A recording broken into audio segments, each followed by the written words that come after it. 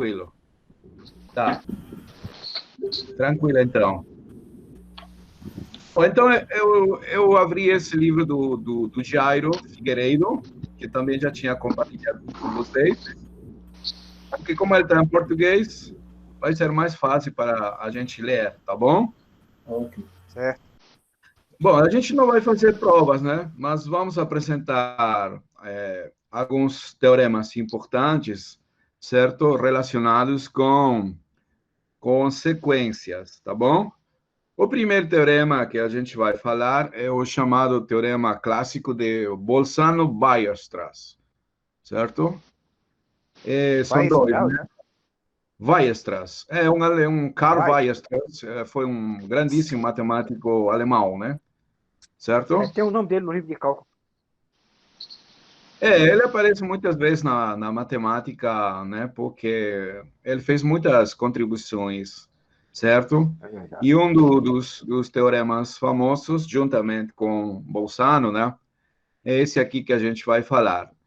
Ele disse essencialmente que se você tem uma sequência limitada, ela não necessariamente vai ser convergente. O que a gente viu é que toda sequência convergente, Limitada. Ela é toda limitada. sequência convergente é limitada. Isso é Limitada. verdade, tá certo? Mas o recíproco não é verdade. Por exemplo, a sequência menos 1 elevado a n é claramente limitada, porém, ela não é convergente. Então, o que o teorema de Weierstrass garante é que vai ter, sim, uma subsequência convergente. Tá bom? Então, o que é uma subsequência? Aqui está falando uma subsequência. Então, o teorema de Weierstrass diz que toda sequência contida em A, bom, A é um conjunto limitado, em nossa linguagem seria toda sequência limitada possui uma subsequência convergente. Então, imagine que a gente tem uma sequência, né? Uma sequência xn, certo? Então, ela vai ser limitada. Limitada significa que, em valor absoluto, ela sempre é menor ou igual que algum número real positivo, não é isso? Qualquer que seja o natural. Existe esse K, tá bom? Então, existe um K, né? Maior que zero, que é o número real, que limita essa sequência. Perfeito? Certo? Então, o seguinte, considere você uma sequência dos naturais nos naturais, tá bom? Eu vou chamar essa sequência, digamos, da sequência, pode ser a sequência N, tá? N, sequência N. Então, vamos exigir que essa sequência aí, ali, ou seja, pega um número natural K e faz corresponder o natural NK, tá bom? Então, vamos exigir que essa sequência de números naturais seja estritamente crescente, tá bom? Estritamente crescente. Tá certo? Então, a gente pode fazer a composição. Veja, aqui temos, essa aqui é uma função.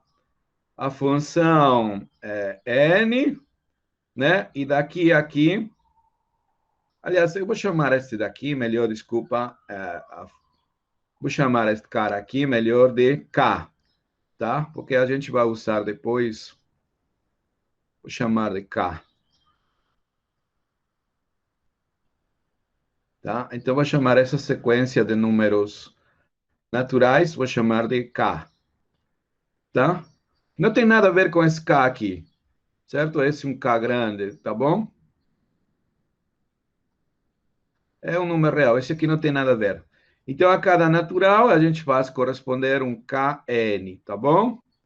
Então, aqui está a nossa sequência, né? Está a nossa sequência K. E aqui está a nossa outra sequência X. Essa sequência X vai de N em R. Então, a gente pode fazer a composição, não pode? Certo? Seria X composta com K, né? Essa sequência É. seria X composta com Boa, K boa, cá. em N. Então, como a gente sabe, esse aqui seria X em Kn. Não é isso? Mas a gente, Kn, a gente acostuma colocar Kn aqui, né? Então, esse seria, a gente escreve assim, ó, X, Kn, tá bom? Então, essa nova sequência formada assim, ela é uma subsequência da sequência original, tá bom?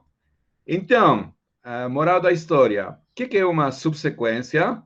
É a composição da sequência original X com alguma sequência crescentes. Quando eu digo crescente, estritamente, tá bom? Estritamente. Ou seja, aqui tem que ser estritamente crescente. Uma sequência de números naturais, tá bom? Então, é a composição da sequência dada com uma sequência estritamente crescente. Por que a gente exige que isso aí? Para manter a ordem dos naturais, entendeu? Senão, seria tudo. Pode gerar um caos aí, se essa sequência de naturais não fosse convergente. Por exemplo, você pode, digamos, pensar na sequência, digamos, esta daqui, onde a cada número natural fazemos corresponder duas vezes n, por exemplo. Essa aqui é uma sequência estritamente crescente e de números naturais. Pegou um número natural, faz corresponder duas vezes ele. Então, é uma sequência de números naturais crescente, estritamente crescente, certo? A 1 está fazendo corresponder o 2, a 2 está fazendo corresponder o 4, a 3 o 6 e assim vai, certo? Bem, então, quando a gente fizer a composição de x com essa aqui, 2n, vai ficar a subsequência x2n. Então, os termos dessa sequência serão x2, Quatro, x4, X, seis. x6 e assim vai, entendeu? Aham. Então, veja, na verdade, no fundo, é pegar alguns termos, apenas alguns termos da sequência original, mas de uma forma ordenada, entendeu? Por exemplo, eu não posso dizer, né, pois eu tenho uma sequência, e aí alguns acham que subsequência é de forma arbitrária, tipo assim, pegam x5, vão x8, e daí eles dizem, agora eu vou pegar x3, e coisas assim. Esse aí não seria, tá entendendo? Então, esse aqui não é subsequência, tá? Para ser subsequência, esses índices aí têm que ser crescentes, certo? Então, pode ser x5, x8, x11, digamos, sei lá, x14, não é isso? Tá bom? Certo, Isso certo, aí certo. formaria x2, digamos aqui, né? Uma subsequência nesse caso, tá? Claro que aqui está obedecendo uma lei, né? Uma progressão aritmética nos índices, né? Começou de 2 e uma ração de 3, certo? Está seguindo uma regrinha, mas não é necessário que siga um comportamento assim tão bacana. O interessante é que esses índices que você escolhe, têm que ser crescentes, Mas, estritamente o crescentes. professor, Diga. é como se a gente estivesse pegando um pedaço do conjunto, uma parte dele, Sim, sim, a gente faz sequência exatamente, uma parte, mas de maneira ordenada. de maneira ordenada, é isso. Ou seja, que os índices que você escolhe, eles têm que serem ordenados de forma crescente, entendeu? Se você Entendi. escolher, tá, este aqui vai ser o primeiro termo, o próximo índice que você escolher tem que ser crescente, tem que ser maior que aquele primeiro que você escolheu. E o seguinte maior que o segundo, e assim vai. Tá bom? Então, Certo, certo. formalmente é a composição de nossa sequência com alguma sequência de naturais, porém estritamente crescente. Tá bom? Tá bom. Então, por exemplo, dessa forma, a Professor, gente só uma dúvida. diga. Veja, na composição, os índices eles devem ser crescentes, mas Sim. esses índices, essa sequência original, ela também precisa ser crescente? Mas ela vai ser, ela vai, eu não estou falando crescente no sentido dos termos da sequência, mas sim nos Nos índices, índices, ótimo. Pronto, era isso, entendeu? Ou obrigado. seja, Entendi. a sequência de números reais, ela não necessariamente vai ser crescente, não tem por que ser, tá certo? Não tem por que ser, de jeito nenhum. Tá, mas o que? Você tem que olhar os índices, né? Entendeu? Os Ok, índices. Esse aí tem que ser obrigado. crescente. Então, aí você poderia formar esta sequência, essa subsequência, poderia formar a sequência dos múltiplos de 3, por exemplo. Posso formar sei lá, a sequência dos múltiplos de 3 mais um, tá certo? Em geral, a sequência X é NK, digamos, né? NK. O que você tem que exigir é sobre esse índice, um bom comportamento. Quer dizer, N1, esse primeiro índice tem que ser menor que N2, menor que N3, menor que N5. Tá bom? E isso que é exigido. Mas os termos da sequência, como números reais, não necessariamente vão ser uma sequência crescente. Não, pode ser qualquer sequência. Beleza? Então, o primeiro teorema relacionado com isso, antes de falar do nosso teorema de Bolzano, né? Bolzano, ele diz o seguinte, né? Se você tem uma sequência limitada, tá bom? Se você tem uma sequência limitada, né? Então, vai existir alguma sequência convergente, tá bom?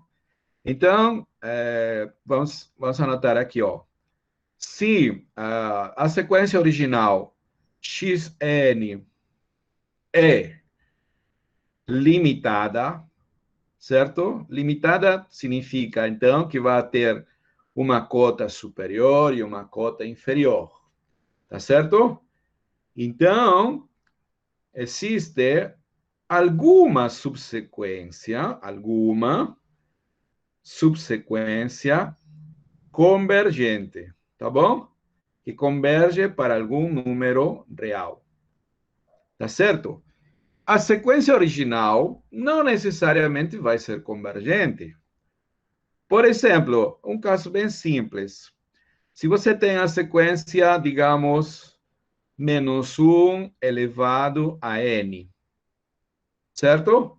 Essa sequência aqui, os termos seriam menos um, né? Menos um e tal, né? Varia Ela, um e menos um, né? exatamente, ela não é convergente, nós sabemos que ela não é. Porém, se você escolher somente os de índice ímpar, né? Os de É. índice ímpar, Ou de número seria, par.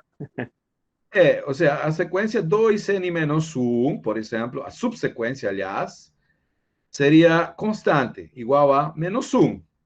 Ela converge para menos 1, tá bom?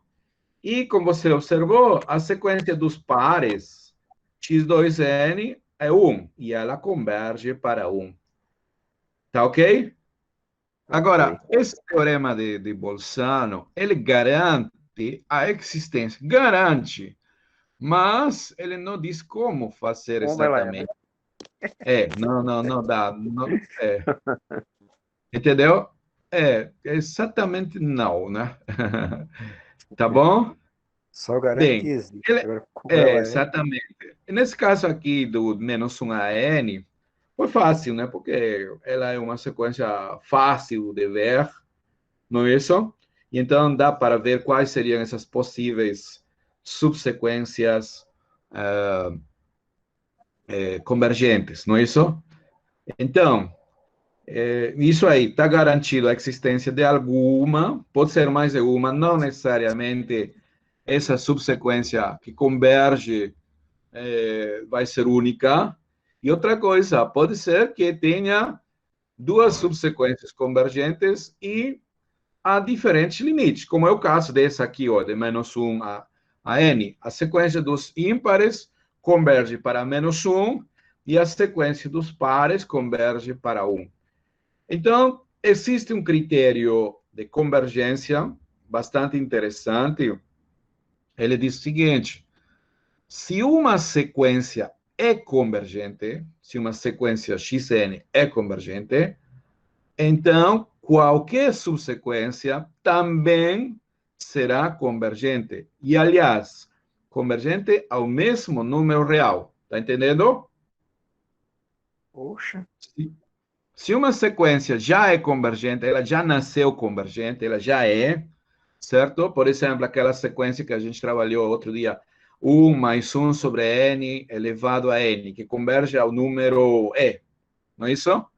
Aí você pega uma subsequência, digamos, essa daqui, ó. Estou falando dessa daqui. A sequência xn, por exemplo, 1 mais 1 sobre n, não é isso?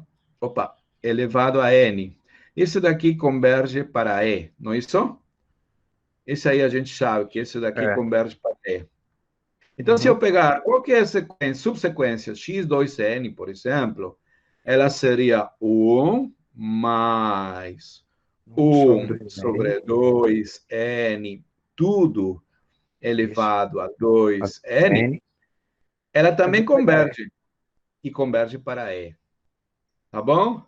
Se eu pegar x, 3n menos, ou mais 1, sei lá, ela seria 1 mais 1 sobre 3n mais 1, tudo elevado a 3n mais 1. Isso aí converge para e. Tá ok? Qualquer subsequência de uma sequência convergente também é convergente. E o limite é o mesmo, não pode variar. Beleza? Não pode variar. Tá ok? Ok. Alguma pergunta? Por enquanto, não.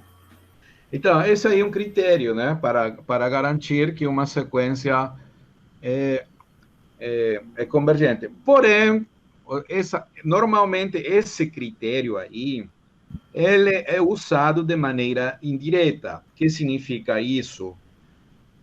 Significa que quando você achar duas subsequências que convergem para limites diferentes, então a sequência original não pode ser convergente. É normalmente nesse sentido que a gente usa isso. Entendeu? Se você, por exemplo, no caso da sequência -1 elevado a n, a gente pega a sequência dos ímpares, ela converge para -1. Pegamos a sequência dos pares, ela converge para 1. Então, como são dois limites diferentes, a sequência original não pode ser convergente. Porque se ela fosse convergente, qualquer de suas subsequências teria que ter o mesmo limite, que não é o caso. Tá ok? Ok. Olha, Veja, quando você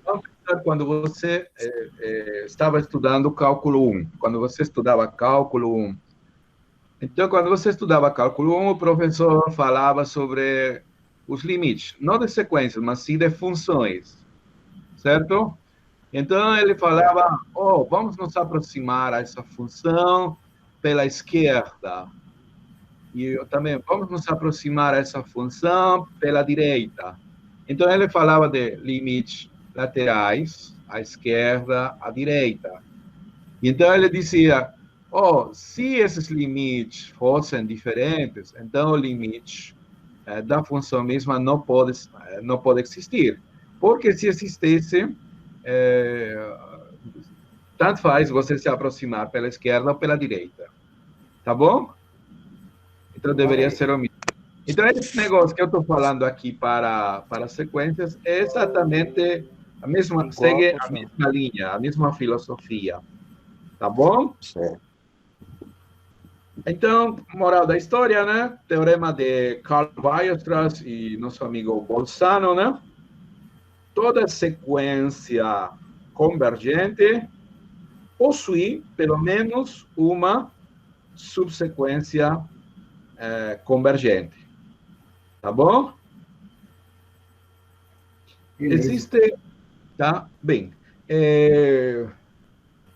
existe um critério que caracteriza as sequências convergentes, e são as chamadas sequências de Cauchy, tá bom? Em honor ao matemático francês, né, Louis Agustin Cauchy, certo?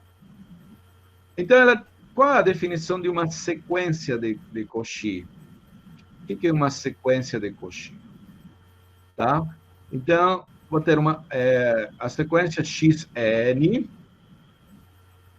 é uma sequência fundamental ou uma sequência de Cauchy, certo?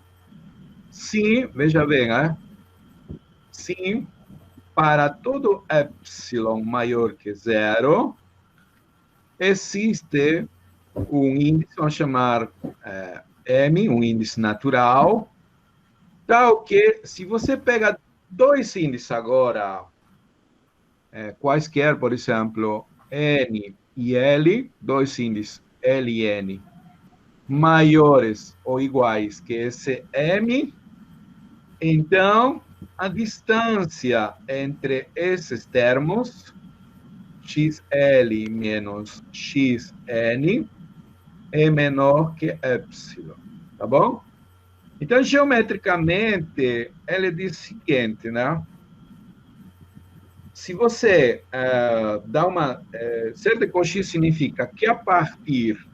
Digamos que aqui você pega um intervalo de raio epsilon. Então, a partir de um certo índice, esses caras da sequência se ubicam... Não está entendendo. ficam mais próximos um do outro, tá bom? Ficam bem mais próximos, tá? Isso significa, intuitivamente, a partir de um certo índice, os termos da sequência estão cada vez mais próximos um do outro, entendeu? Certo? Certo. Então, oi? Léo? Sou eu não. Foi não? Alguém falou. Não, falou não. Não. Bom, uma pergunta. Quer dizer, Não, professor. eu estava, né? Não entendi. Eu falei para me justificar que não era eu. Por enquanto, não. Tá certo. Tem um eco aí, né? Alguém está tentando falar alguma coisa? Pode falar. Não, né? Não, Bom, professor, então não. vamos... Então é o seguinte, olha, a primeira observação que a gente pode fazer é que se uma sequência Xn é convergente, digamos, se uma sequência Xn é convergente, então automaticamente essa sequência Xn é fundamental, ou seja, ela é de Cauchy, tá bom? Por que isso é verdade? A demonstração disso aí é fácil. Você dá um epsilon, eu vou dar a ideia só, tá bom? Vou dar um epsilon.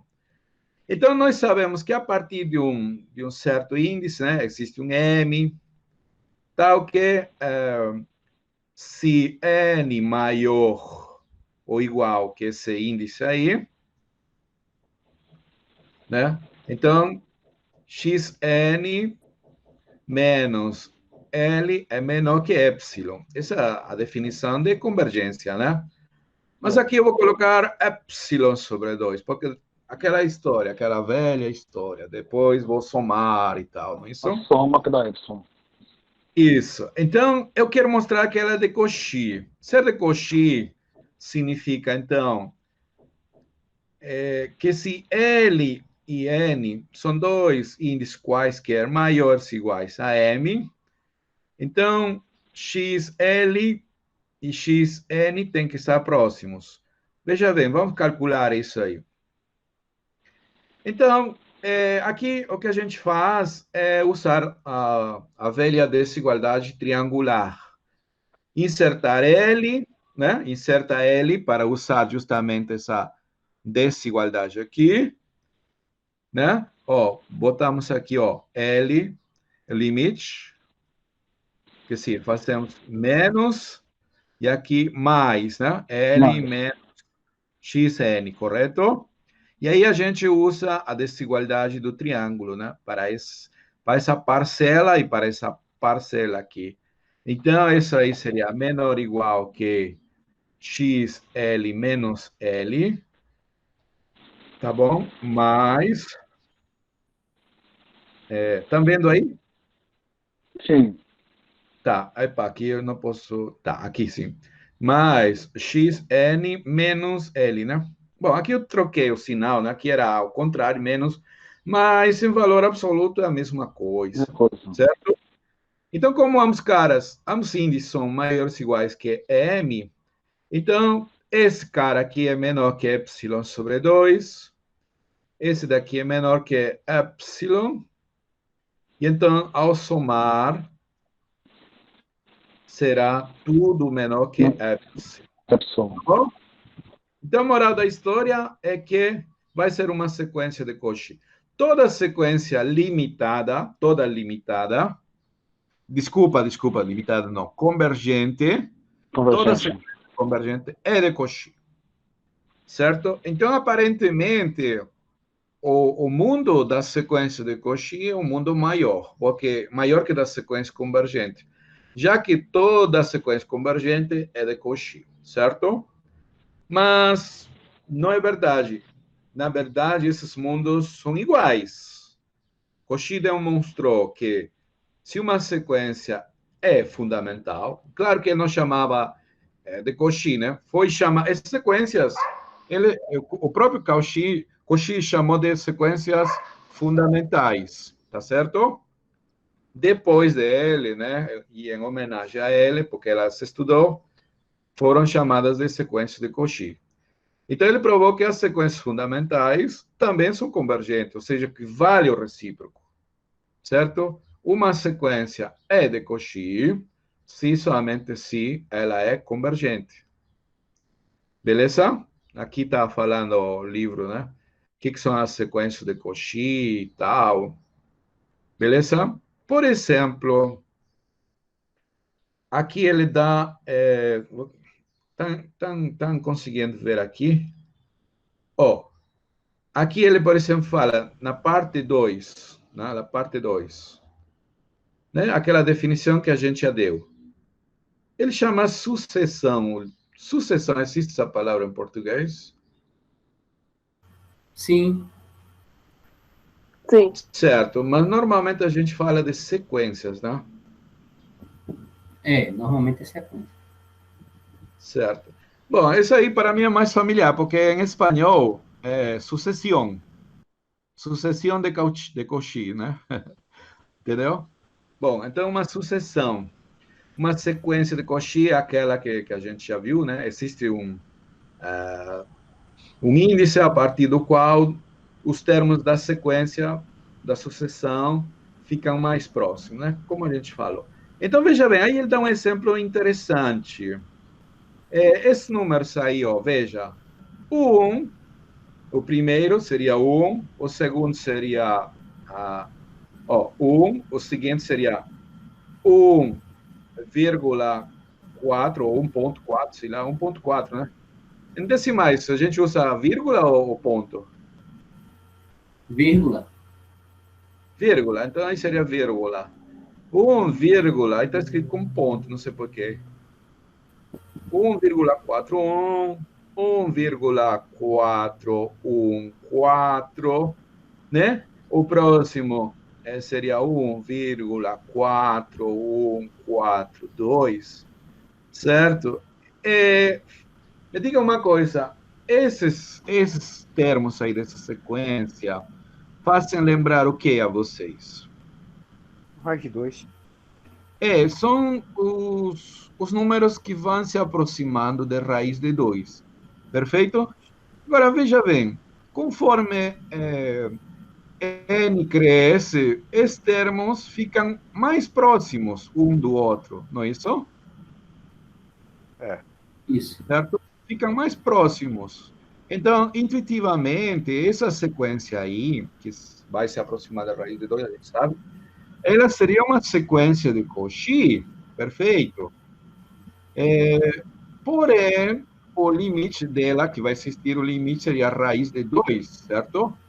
Agora, esses termos dessa sequência são números racionais, todos são números racionais, todos esses caras aí são números racionais, certo? Todos são números racionais.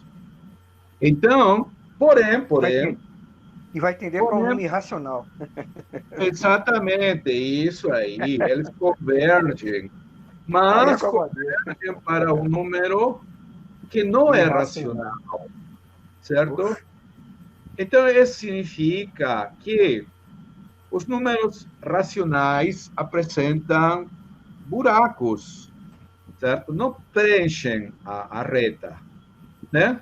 Não preenchem a reta. Nesse sentido, então, a gente fala de que os números racionais com valor absoluto, com a métrica do valor absoluto, métrica é uma distância. Então, distância é dada aqui, nesse caso, pelo valor absoluto.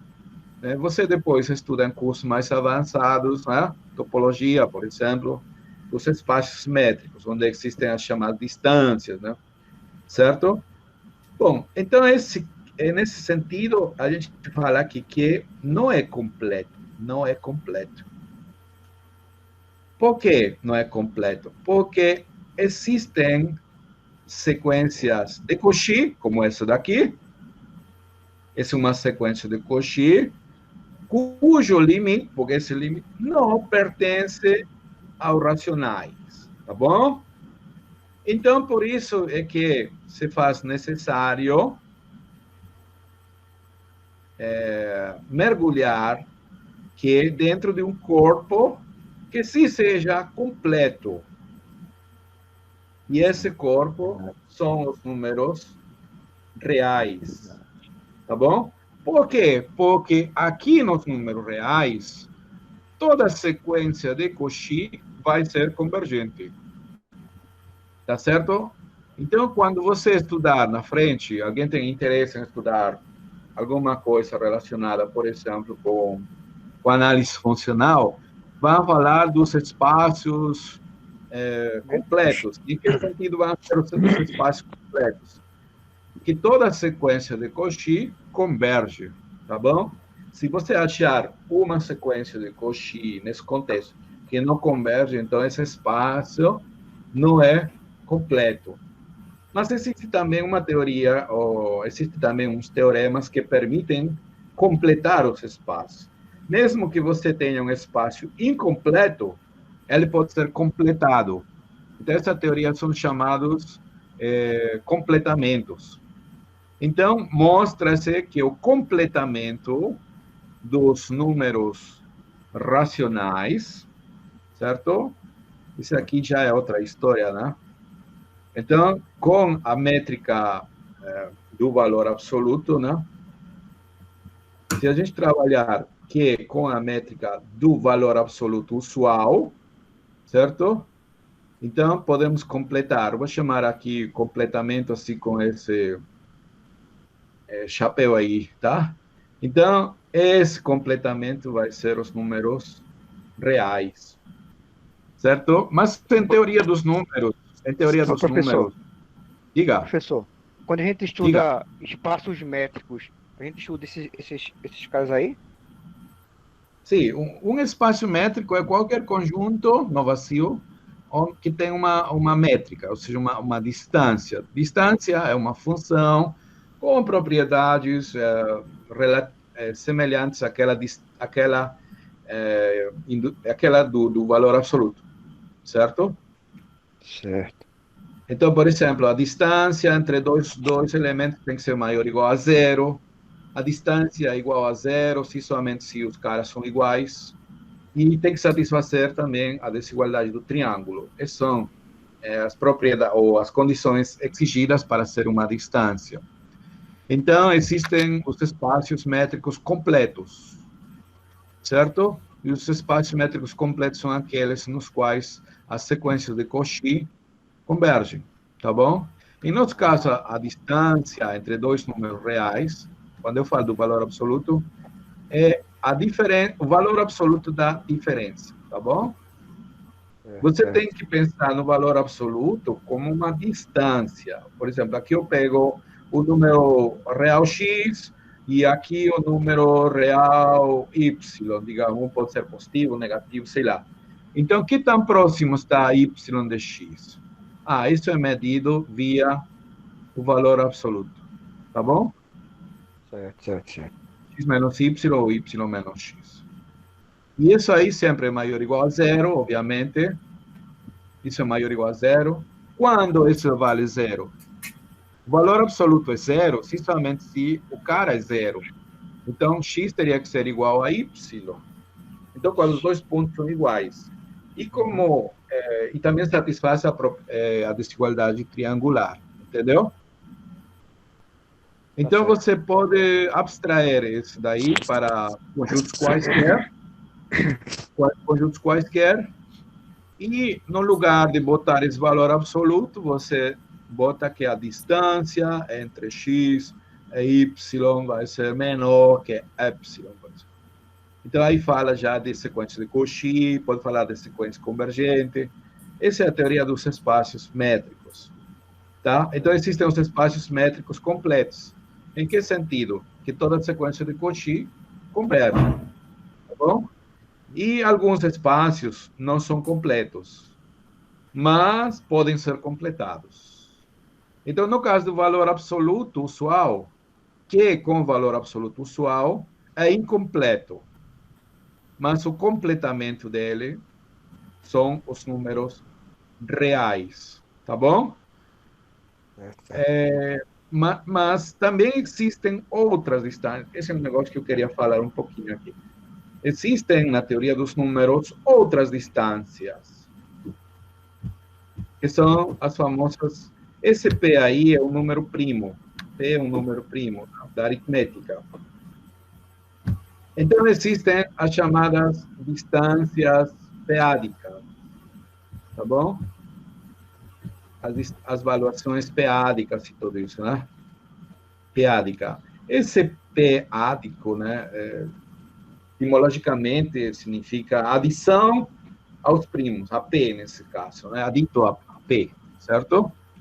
Então, existem umas distâncias, ou seja, no sentido que satisfazem propriedades semelhantes à distância usual. Então, que com essa nova distância p-ádica, né, a gente pode falar também de sequência de Cauchy e tal, mostra-se que, novamente, que com essa nova distância é incompleto. Então, ele tem um completamento. E esse completamento é denotado como QP. Se você alguma vez vê um livro onde está escrito uma coisa assim, QP, significa o corpo dos números p-ádicos. Dos números p-ádicos. Certo? Estão lembrados? O pessoal que assistiu o ano passado, não teve um encontro do Profimat? Então, eu falei alguma coisa relacionada com o conjunto de Cantor, e aí falamos alguma coisa sobre os inteiros p-ádicos, né? Certo? Certo? Mas existem muitas coisas interessantes que você pode assistir, que pode estudar, certo? Porque normalmente a gente, no caso clássico, estuda o quê? Como os números racionais não são completos, então precisa de um completamento. Esse completamento são os números reais, né? E então, os números reais se transformam em nosso mundo. A gente faz o quê? Estuda cálculo diferencial, cálculo integral, calcula limite, tudo isso. Tudo que você estuda aí na universidade, nos cursos de cálculo, é feito sobre os números reais. Beleza? Ok. Mas depois, por exemplo, você vê que faltam coisas, né? Por exemplo, os reais falham, embora eles sejam completos e tal, eles falham no sentido de, por exemplo, coisas simples como a equação x² mais 1 igual a zero, não tem raízes. Então, aí você mergulha dentro de uma coisa maior, que seriam os complexos. E aí você faz análise sobre isso daqui, né? A análise complexa, né? Então, na teoria dos números, você pode fazer análise sobre isso daqui, sobre esse corpo aí, os corpos dos números p-ádicos. Em algum sentido, imitando o que já se conhece sobre os números reais, não? Mas ele também apresenta deficiências algébricas, então ele precisa também estar mergulhado dentro de uma coisa algebricamente melhor. Então, existem os chamados complexos p-ádicos, por exemplo, né? Onde se faz uma análise mais interessante, né? E assim a matemática vai avançando, né?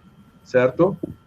Mas nem todo o que você faz aqui é cópia fiel do outro, né? É como se fosse, não é exatamente, tudo que funciona no reais tem que funcionar acá. Não, não, não. Cada um tem suas próprias regras, digamos, né? Que aí os matemáticos vão descobrindo e tal, entendeu? Beleza? Ok. Então, moral da história, sim, para a gente interessa aqui, se a gente tem uma sequência de Cauchy, é uma sequência convergente, ela é de Cauchy. Nosso amigo Cauchy, ele demonstrou a recíproca, né? Ou seja, se você tem uma sequência de Cauchy, então ela tem que ser necessariamente convergente. Dentro dos números reais, nos números racionais, isso aí não é verdade. O que se vale é que toda sequência convergente de Cauchy, isso vale geral, e a recíproca não, somente vale nos casos dos espaços completos. R é o prototipo, né, do espaço completo, certo? E como Cauchy provou esse teorema aí? Olha, não é difícil mostrar, certo? Não é difícil mostrar, vou deixar aí como tarefa para vocês, que toda sequência de Cauchy é limitada, certo? Lembram aquela demonstração de que toda sequência convergente é limitada? Uma coisa que a gente mostrou é que toda sequência convergente é limitada, tá bom? Então, vale uma coisa semelhante. Toda sequência, para Cauchy, toda sequência de Cauchy é limitada. Beleza. Então podemos pensar nos termos do teorema de Bolzano-Weierstrass. Se temos uma sequência limitada, então ela possui alguma subsequência convergente. Beleza? Beleza? Beleza. Olha, Beleza. a gente partiu de uma sequência de Cauchy, então ela é limitada. Agora, graças a Bolzano-Weierstrass, possui uma subsequência convergente. Então, essa subsequência convergente, ela vai convergir para algum número real, L, digamos. Então, esse L é o candidato natural a ser o limite que a gente está procurando. Então, a gente prova, né, pode provar como um lema auxiliar, que se você tem uma sequência de Cauchy e ela possui alguma subsequência convergente, então, necessariamente, toda a sequência tem que ser convergente também, a esse limite. Tá bom? Então, assim que se demonstra a recíproca. Então, o teorema-chave, na verdade, em todo esse negócio aí, é o teorema de Bolzano-Weierstrass. Né?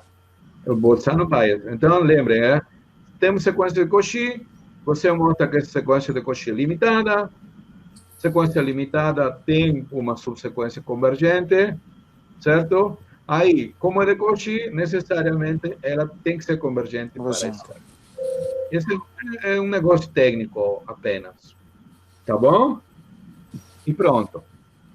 Então, agora, você pode estar perguntando também o que tem a ver tudo isso com o Supremo, porque a gente falou axioma do Supremo como sendo um grande axioma, e também falamos como aquele axioma de completude, completeza, sei lá, como é em português, desculpa.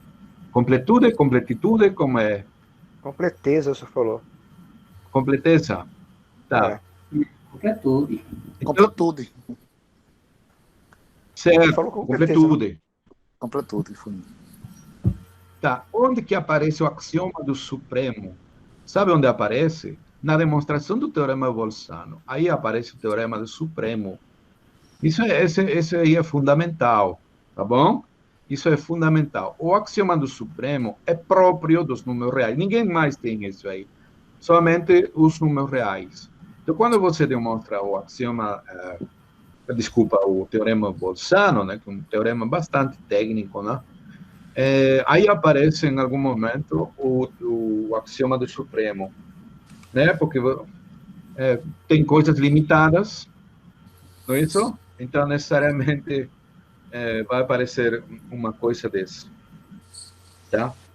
Agora, se a gente assumiu como axioma o Supremo, então assumimos isso e então estamos usando como uma ferramenta. Usamos como uma ferramenta para demonstrar coisas. Por exemplo, o teorema de Bolzano-Weierstrass, certo? Que permite a demonstração da recíproca do teorema de Cauchy. Mas se a gente tivesse aceitado inicialmente, olha, se a gente tivesse aceitado inicialmente como axioma que toda a sequência de Cauchy converge, tá bom? Então, nós provaríamos com isso o axioma do Supremo, que passaria a ser, então, um teorema. Está entendendo como é o jogo matemático? Uhum. Então, é axioma, porque você pode perguntar, então, é axioma ou não é axioma? Bom, isso aí depende da regra de jogo. Você vai assumir ele ou não? Se a gente assumir ele, como a gente fez, e é usual, né? É usual por coisas didáticas, é muito mais simples isso, tá bom? Assumir o axioma do Supremo e então começar a provar coisas, né? Relacionadas com isso. Então, tudo o que você demonstra pode ser uma proposição, teorema, um lema, sei lá, certo? Porque é demonstrável, tá? Mas se a gente aceitar que R é completo no sentido que toda sequência de Cauchy converge, então seríamos capazes de demonstrar o axioma do Supremo. Tá bom? Que passaria a ser, então, teorema, né? E o axioma seria aquele que a gente tivesse aceitado. Tá bom? Além do mais, depende também do contexto no qual você começa a estudar os números reais. Em nosso caso, e que é o usual contexto do análise real, certo? O pessoal da análise não se preocupa fala, por exemplo, sobre os números reais. Bom, ele aceita os números reais, vem equipado com toda a sua estrutura algébrica, né, de corpo, propriedades todas de corpo, também de um corpo ordenado, né, que tem aquela tricotomia, e aquele axioma do supremo. E depois começa a provar e fazer coisas sobre isso, tá bom? Mas o pessoal que estuda os fundamentos da matemática, né, num curso desses, por exemplo, pode ser construído os números reais a partir dos números racionais, certo? Os números racionais podem ser construídos a partir dos números inteiros. E os números inteiros podem ser construídos a partir dos números naturais. Tá ok? Então, digamos, depois eu volto a isso. Digamos que a gente construiu os inteiros, depois os racionais. Então, a partir dos racionais, a gente pode construir os reais. E como se faz? Bom, normalmente existem dois caminhos. Uma que é o caminho via sequência de Cauchy. O que a gente faz é pegar o conjunto de todas as sequências de Cauchy de números racionais, tá? Forma o espaço formado por sequências de Cauchy de números racionais. E sobre isso se define uma relação de equivalência, no sentido que uma sequência de Cauchy equivale a outra, se somente a diferença é uma sequência nula, converge para zero. Então, esse conjunto aí, esse conjunto quociente, porque você tem uma relação de equivalência, você mostra esse é o candidato a ser o corpo dos números reais, né? E aí você equipa esse conjunto novo com operações que tem uma estrutura bacana de corpo, né? Pode somar, pode multiplicar, né? Dividir e tal. E além do mais, cumpre-se aí que todo conjunto limitado, não vazio, limitado superiormente, possui um supremo. Ou seja, aí passa a ser um teorema. Tá certo? Construir. E o caminho é via as chamadas cortaduras de Dedekind. Richard Dedekind, um matemático alemão, que deu outra construção, né, para os números reais. Tudo a partir dos números racionais. A corte de Dedekind. Certo? E outro método é aquele de Hilbert, imitando os axiomas da geometria grega, da geometria clássica, né?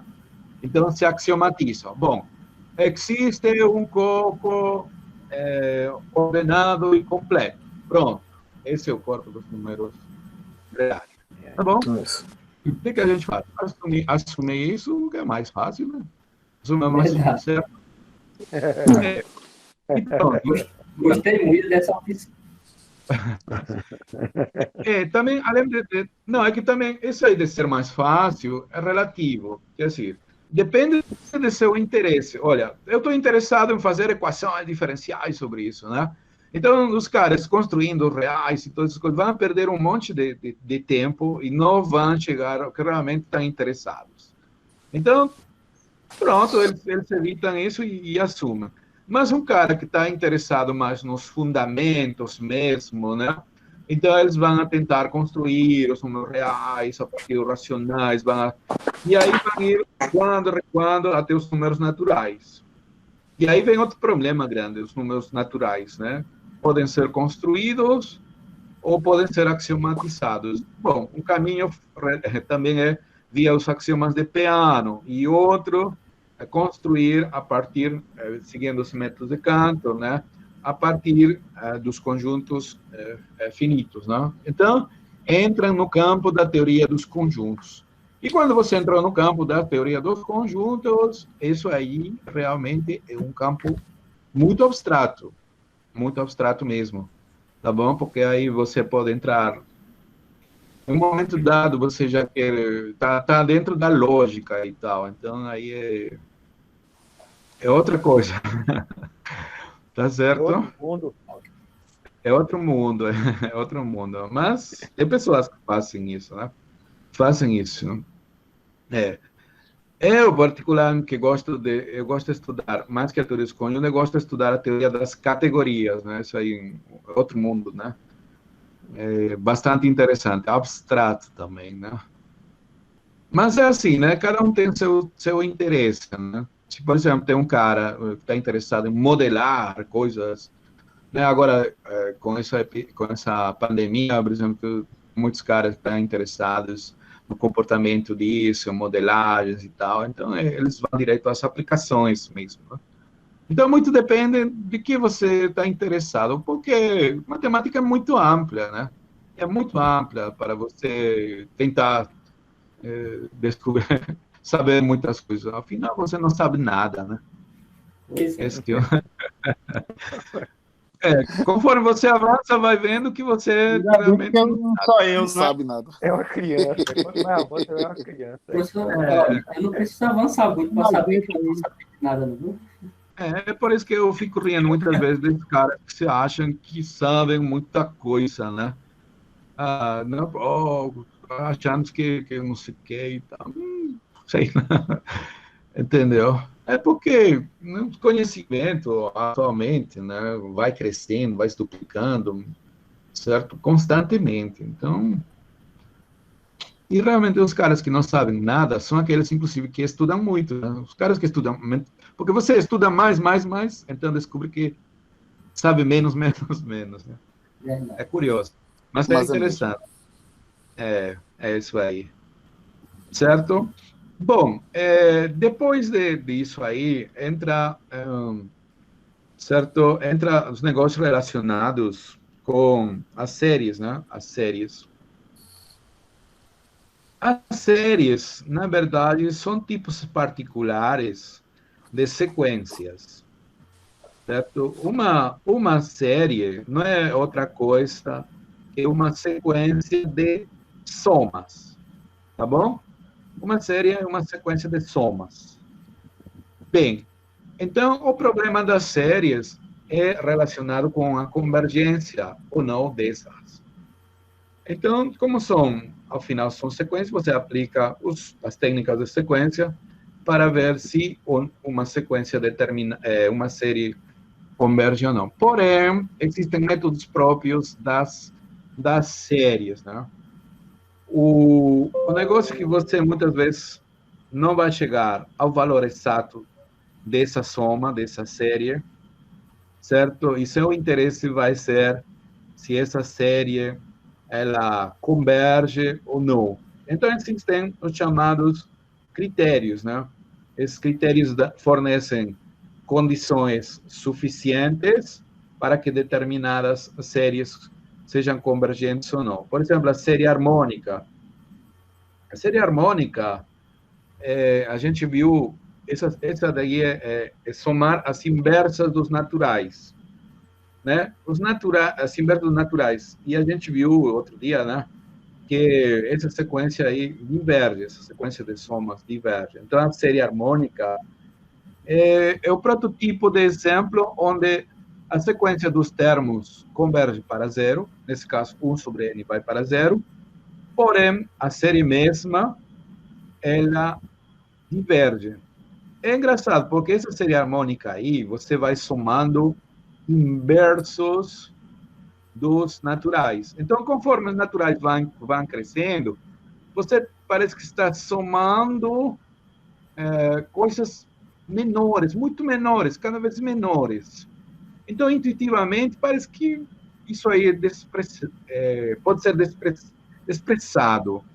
Só que não. No final, a soma de tudo isso é infinito. É curioso, né? Você soma todos os naturais, ou seja, 1 mais 1/2, mais 1/3, mais 1/4, mais 1/5. Digamos que você começa a poupar na sua vida, né? tá? Vou poupar. Então, cada vez você poupa menos, poupa menos, poupa menos, né? Digamos. Proporcionalmente, pense na sequência, Daqui a pouco você não bota nada e tá ganhando. nos inversos, né? O problema é que a gente não tem vida infinita, né? Isso aí acaba. E outro problema é que os bancos levam também, né? Sua poupança, né? Bom.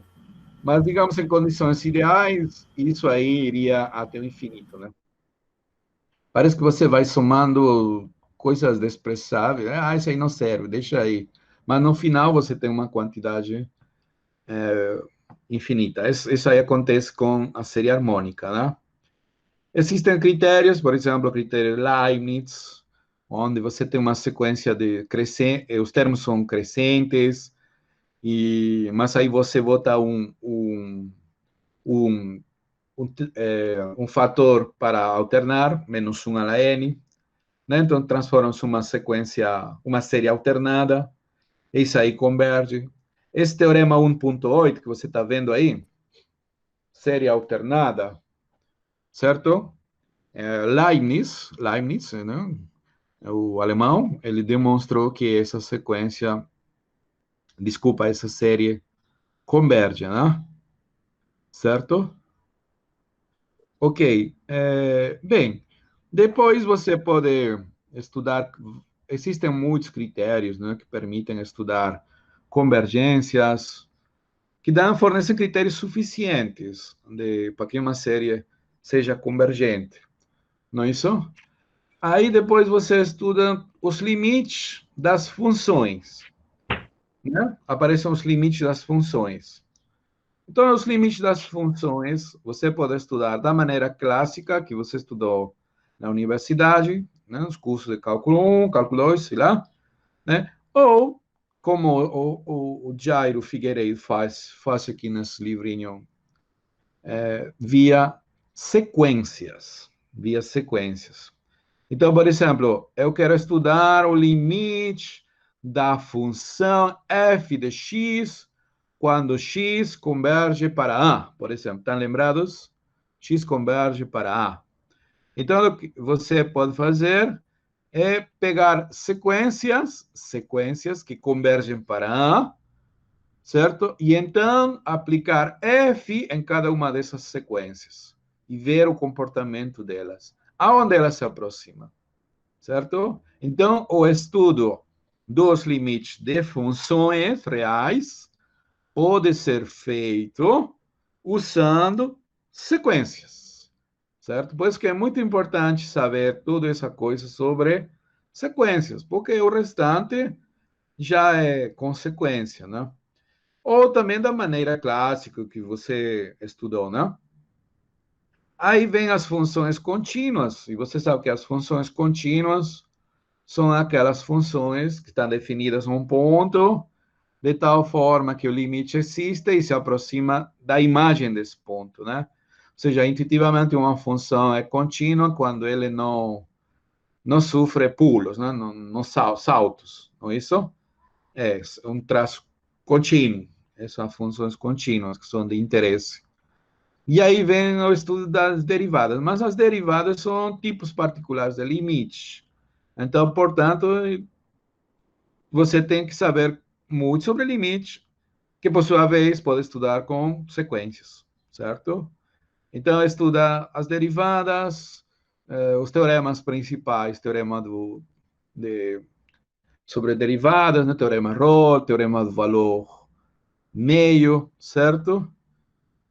E as derivadas têm muitas aplicações, né? A derivada fisicamente tem a ver, já sabemos, com o cálculo da velocidade, geometricamente com o cálculo do coeficiente angular das retas tangentes, certo? E então o estudo das integrais, né? E a filosofia das integrais é calcular áreas, certo? Porém, a Leibniz observou que as integrais, oi? Vai comprar uma máquina de colocar a cabeça. Não entendi. Não, professor, não.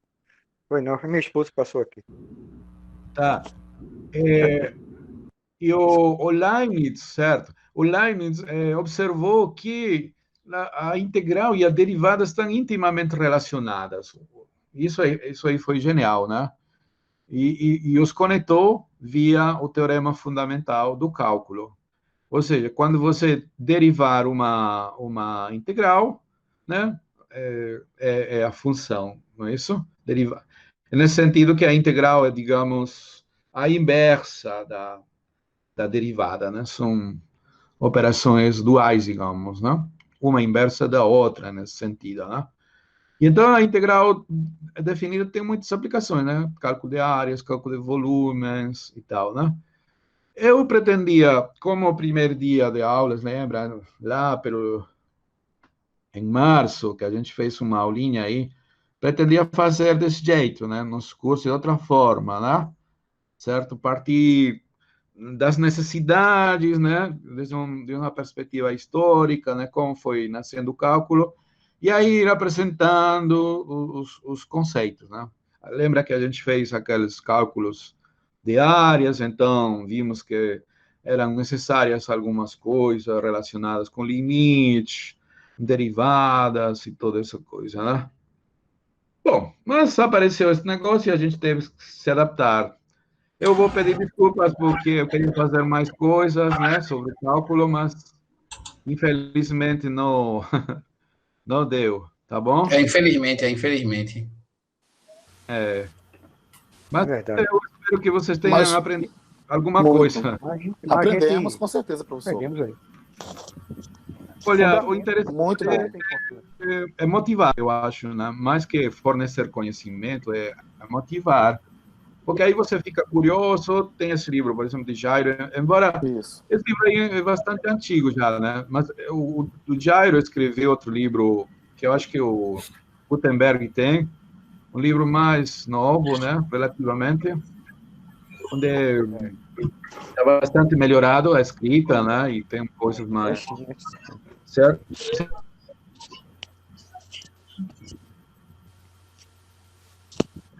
O próprio Bartol, né? O Bartol é um livro excelente, né? A única dificuldade talvez seja para quem está familiarizado com o inglês, mas fora disso, o livro, o Bartol, ele escreve bem.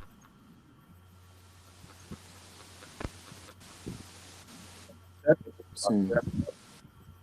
Alguma dúvida? Não, professor. Não, professor. Hã?